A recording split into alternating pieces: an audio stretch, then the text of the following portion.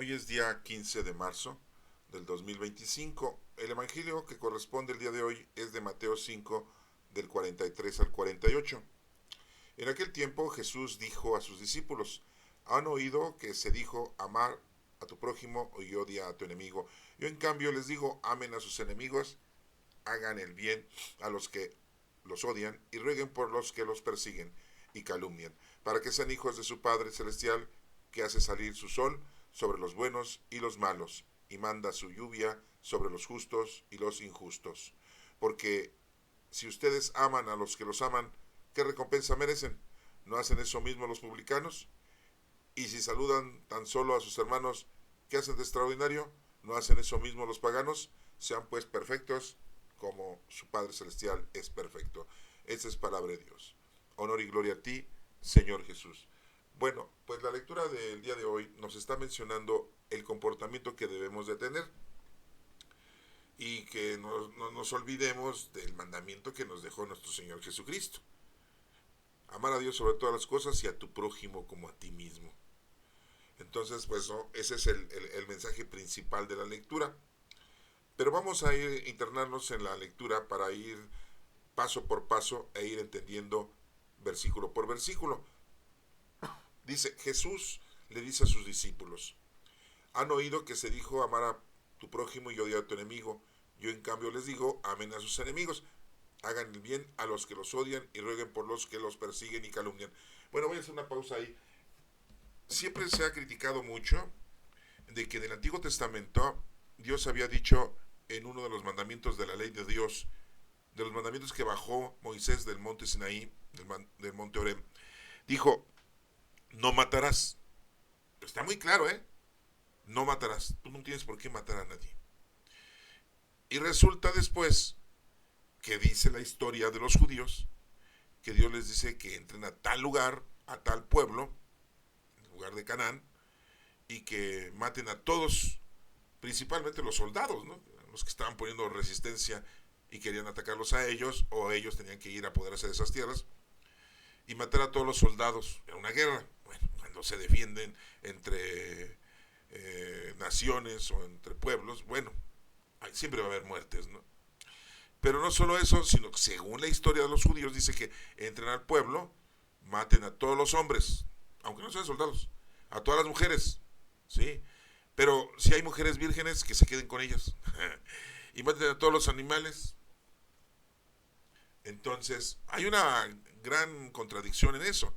Bueno, pero quiero decirles a ustedes que una cosa es el mandamiento de la ley de Dios que dice no matarás, y otra cosa es la historia que escriben los judíos, ¿no? Nuestros hermanos mayores. Acuérdense que la historia siempre la escribe y siempre la diagnostica los que triunfan, los ganadores, ¿sí?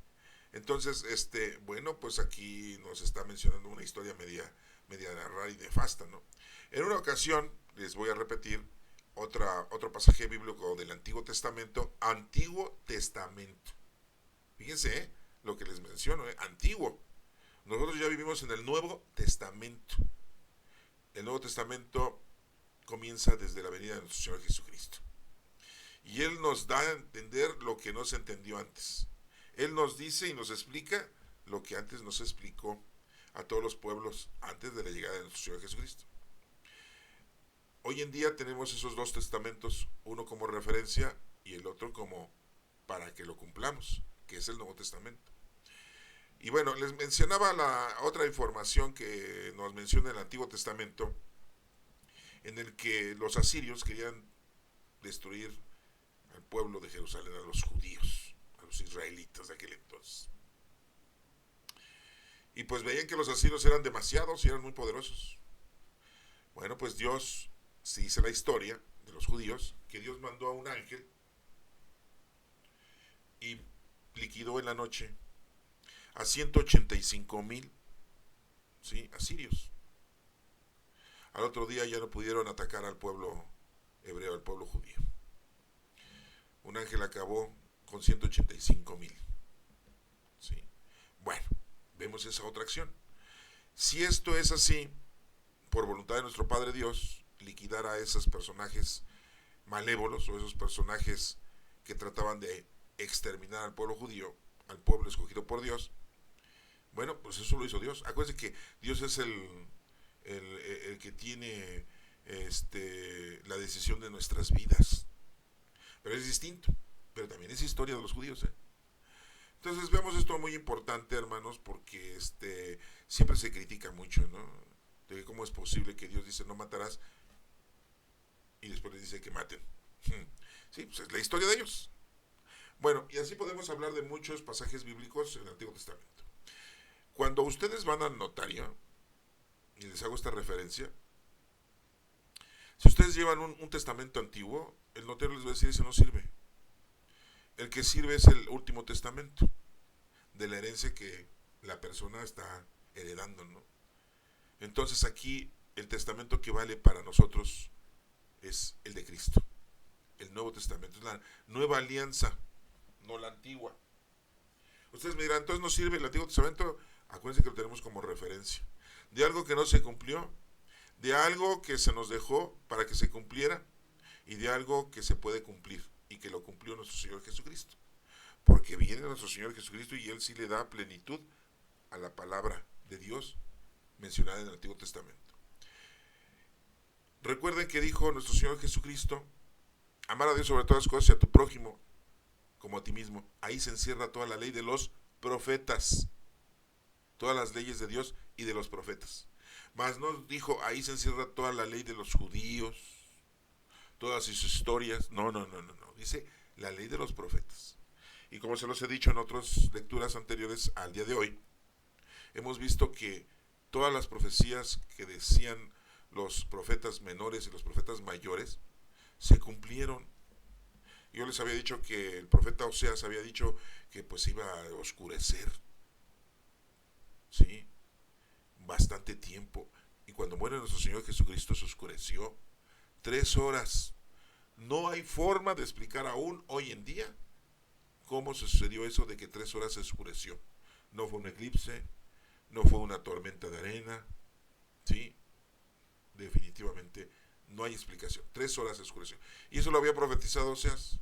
Al igual que Isaías había profetizado que cuando naciera nuestro Señor Jesucristo en Belén, ciudad de Belén, que se iba a llamar Emanuel, que quiere decir Dios con nosotros.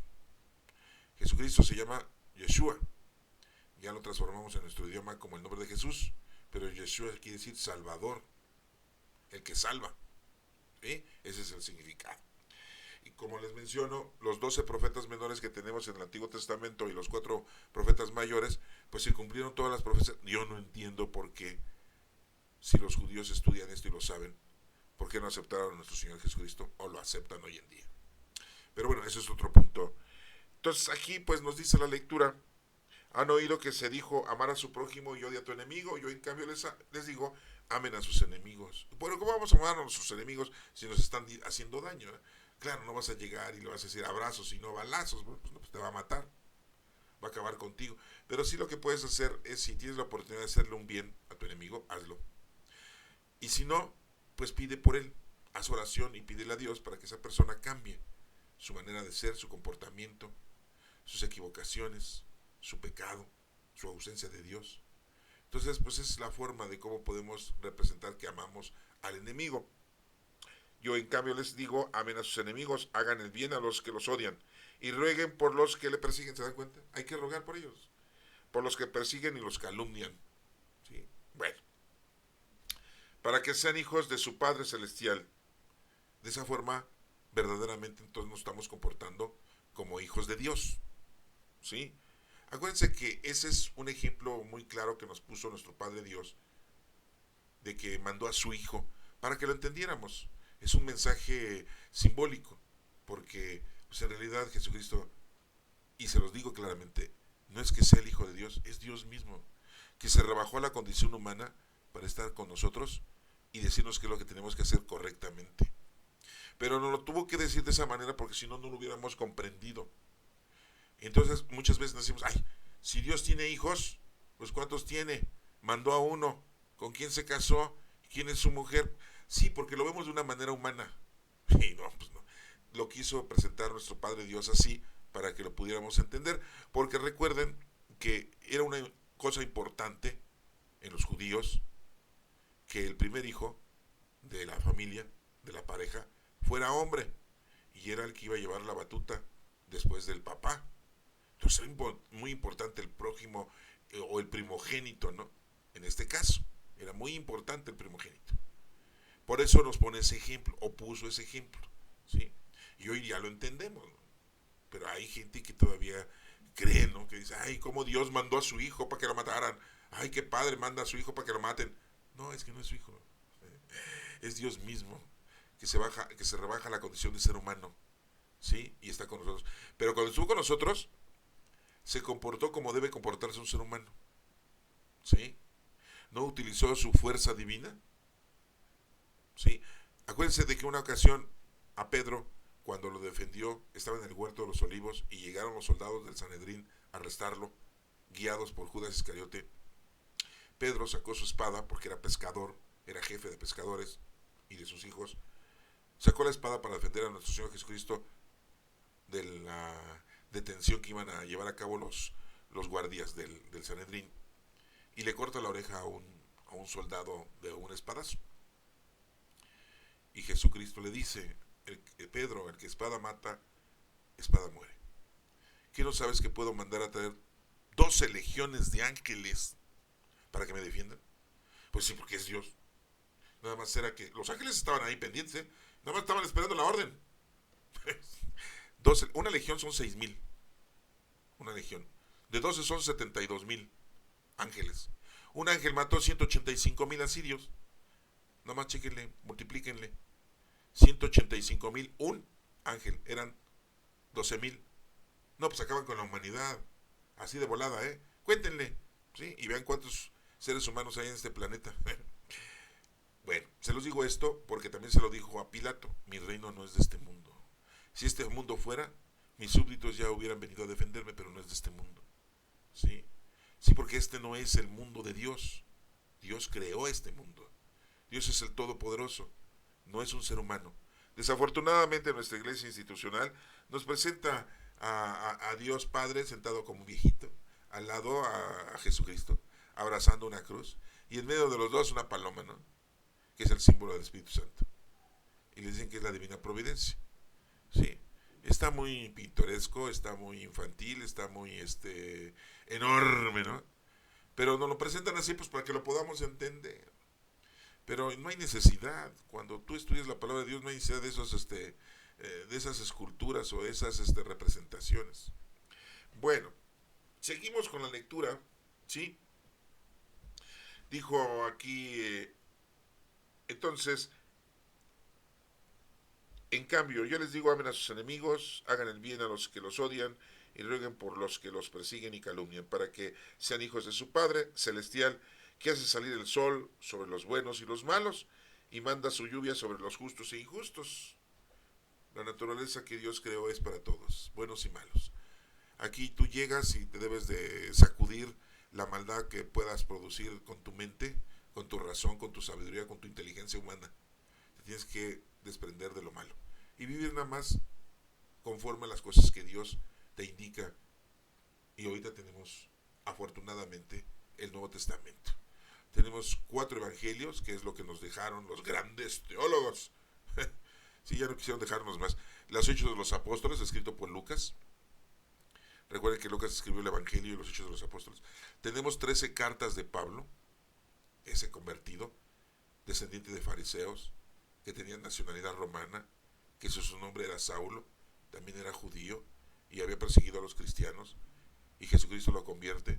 3 días lo deja ciego, después le manda a Ananías para que lo cure y para decirle que en adelante pues ya él es perdonado, y empieza a predicar Pablo. Pero Pablo no conoció a nuestro Señor Jesucristo en vida, pero él empieza a predicar solamente la muerte de nuestro Señor Jesucristo, la resurrección, la aparición 40 días y 40 noches con los discípulos, su ascensión al cielo y la venida del Espíritu Santo. Es lo que puede predicar Pablo, porque es lo que le platicaron los apóstoles, ¿no? Cuando los conoció, pues conoció a Pedro. Tenemos 2 cartas de Pedro, tenemos 3 cartas de Juan, tenemos una carta de Santiago y tenemos una carta de Judas. Dicen que Santiago y Judas eran los medios hermanos de nuestro Señor Jesucristo, los hijos de José. Acuérdense que José pues había tenido hijos, ¿no? 4 hijos había tenido y creo mínimo 2 hijas, ¿sí? Y 2 de ellos pues, se llamaba uno Santiago y el otro se llamaba Judas, ¿sí? Y otro se llamaba Simón y otro se llamaba José, ¿sí? Y las hijas pues no dicen los nombres, ¿no? Y tenemos por último un libro que antes le decían libro de la manifestación. Después le cambiaron el nombre y le dijeron que era el libro de la revelación. Y hoy en día le decimos el libro del Apocalipsis. Y decimos que menciona el fin del mundo. ¿Ah? Después analizamos ese aspecto. Pero bueno, les estoy hablando del Nuevo Testamento porque es los que nos rige a nosotros, los que creemos en Cristo. Porque Jesucristo dijo, yo soy el camino, la verdad y la vida. Nadie llega al Padre si no es por medio de mí. Muy claramente lo dijo. Entonces, el Antiguo Testamento, hermanos, es Antiguo Testamento. Es la antigua alianza, que la hizo con el pueblo judío. La nueva alianza la hizo Jesucristo para todo el planeta, para todo el mundo, todas las razas humanas. Sí. Disculpen que haya dicho eso, ¿no? Ese pleonasmo. Razas humanas, ¿no? Pues, bueno. ¿Qué dice la lectura? Y termina, dice, porque si ustedes aman a los que los aman, ¿qué recompensa merecen? Pues sí, eso es fácil, ¿no? Lo difícil es lo que vale la pena, ¿no? ¿No hacen eso mismo los publicanos? Hablan los publicanos, la gente de dinero, que en aquel entonces eran los que cobraban los impuestos. Lo que hoy es en día los del SAT, ¿sí? Los contadores, los de Hacienda, ¿no? Y si saludan tan solo a sus hermanos, ¿qué hacen de extraordinario? Pues si saludan a su familia, a sus hermanos, ¿qué hacen de extraordinarios? No, hay que saludar a todos. Ay, no, ese es un mendigo, ese es un pobre, ese es un pordiosero. Ay, esa señora cochina que vive en la calle. No queremos estar saludando. A todos, hermanos. Todos somos seres humanos. Y es más, no solamente los tienes que saludar, sino ayudar. Sí, porque ese es tu trabajo, ¿no? Acuérdense que Dios confía en nosotros, por eso llegamos aquí para ayudar al prójimo. Sí, para hacerle el bien. Darle lo que podamos, casa, vestido, sustento. Sí, si eres un médico, atiéndelo. Si eres un abogado, atiéndelo. Si eres un contador, atiéndelo. Si eres un plomero, atiéndelo. Si eres un enfermero, atiéndelo. Si eres un profesionista, lo que sea. Tienes virtudes, tienes capacidades, tienes dones del Espíritu Santo. Ponlos a trabajar en bien de los demás. Acuérdate que la riqueza es relativa y la pobreza es relativa. Alguien necesita de ti como tú necesitas de alguien. Bueno, y termina la lectura diciendo, ¿no hacen eso mismo los paganos? O sea, la gente que no es judía. Lo dice Jesucristo. Dice, sean pues perfectos como su Padre Celestial es perfecto. Nos pide nuestro Señor perfección. Que estemos todos los días en constante trabajo. Y no te olvides. Sí, porque lo mundano, lo terrenal y lo material hace que te alejes del Señor. Y que te olvides de Él. Y nada más estás en tus pasiones, en el pues cumplimiento de tu razón, de tu sabiduría, de tu inteligencia, ¿no? Le das gusto a tus 5 sentidos y a tu sexualidad y te olvidas de las cosas de Dios. No es malo que ibas lo mundano, terrenal, material. Lo malo es que no tomes en cuenta que lo importante es lo espiritual. Bueno, espero que haya sido explícito, hermano, y que esto pues pueda a ti hacerte entender qué es lo que tenemos que hacer nosotros, el bien a los demás. Que Dios te bendiga.